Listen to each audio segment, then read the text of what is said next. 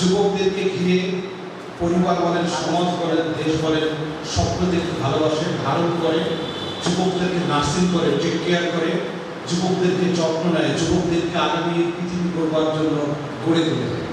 যেই সমাজ, যেই পরিবার, যেই রাষ্ট্র যুবকদেরকে যত ধারণ করতে পেরেছে, সেই পরিবার, সেই সমাজ, সেই দেশ তত দ্রুত উন্নতির শিখরে উঠতে পেরেছে। আমাদের প্রিয় মাতৃভূমি 1971 সালে আমরা স্বাধীন একটি মাতৃত্ব পেয়েছি। আজ স্বাধীনতার 54 বছর পার হয়েছে, কিন্তু এই 54 বছরের যদি আমরা পোস্টমর্টেম করি, আমরা দেখেছি বাংলার মস্তকে যারাই ক্ষমতায় গিয়েছে, এই মেধাবী যুব সমাজকে, যারাই ছিল ভবিষ্যৎ গড়বার কারিগর, এই যুব সমাজকে তারা ক্ষমতায় যারা শিল হিসেবে ব্যবহার করেছে।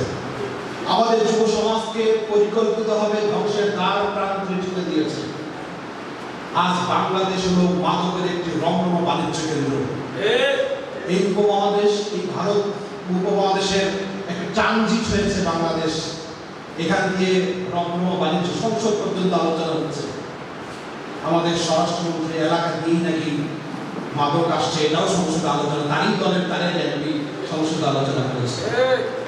এছাড়া ওপেন সেক্রেট, সবাই বুঝতে পারছি যে মাদক আমাদের পরিবারকে ধ্বংস করে দিচ্ছে, সমাজকে ধ্বংস করছে, যুবককে ধ্বংস করছে। আগামী পৃথিবী করবার দায়িত্ব যাদের নিয়ে স্বপ্ন দিকে, তাদেরকে নৈতিকতার কোমর ভেঙে দিচ্ছে, কিন্তু সবাই যেন মুখে কুলু বেঁধে দিয়েছে। নিষ্ঠুর, নির্বিকার, কেউই আমাদের যুব সমাজের দায়িত্ব নিতে চায় না। এই দায়িত্ব তুলে নিয়েছেন বিশ্বাসের চরমনায়। যখন যুব সমাজের ভঙ্গুর পরিস্থিতি, মৃতপ্রায় যুব সমাজকে উদ্ধারের জন্য, নৈতিকতার আলো আলোকিত করবার জন্য, বাংলাদেশে একটি সমৃদ্ধশালী যুব সমাজ গড়বার জন্য বিশ্বের চরমনায় আজ থেকে 10 বছর আগে ইসলামী যুব আন্দোলন বাংলাদেশের জন্ম দিয়েছেন। আজ হাঁটতে হাঁটতে আমরা 10টি বছর পার করেছি। বুকে হাত দিয়ে মিডিয়ার সামনে চ্যালেঞ্জ করে বলতে পারি, 10 বছরের যুব আন্দোলন 10টি যুবক মাদকাসক্ত তৈরি করতে পারে নাই, আমরা ব্যর্থ। বরং শত শত মাদকাসক্ত যুবককে আমরা সত্যিকার ভালো মানুষ পরিণত করবার দায়িত্ব নিতে পেরেছি।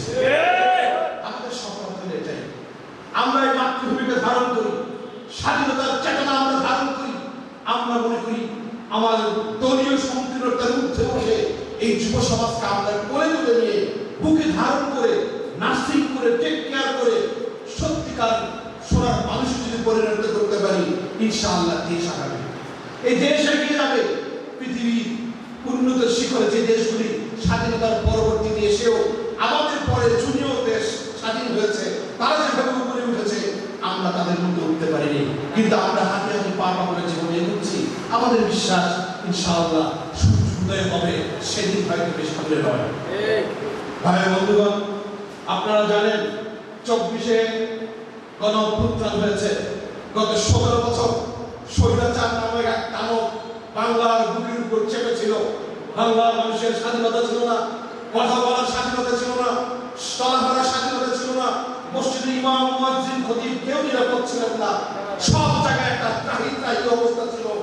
তাদের পক্ষের কথা গেলেই সেটা ঠিক, তাদের পক্ষের বিপক্ষে গেলে তাদেরকে কারান্তরণ করা হয়েছে, তাদেরকে গুম করা হয়েছে, তাদেরকে খুন করা হয়েছে, দেশ থেকে গায়েব করা হয়েছে, আয়না ঘরের মধ্যে একটি ভুতুরে জায়গায় নিক্ষেপ করা হয়েছে।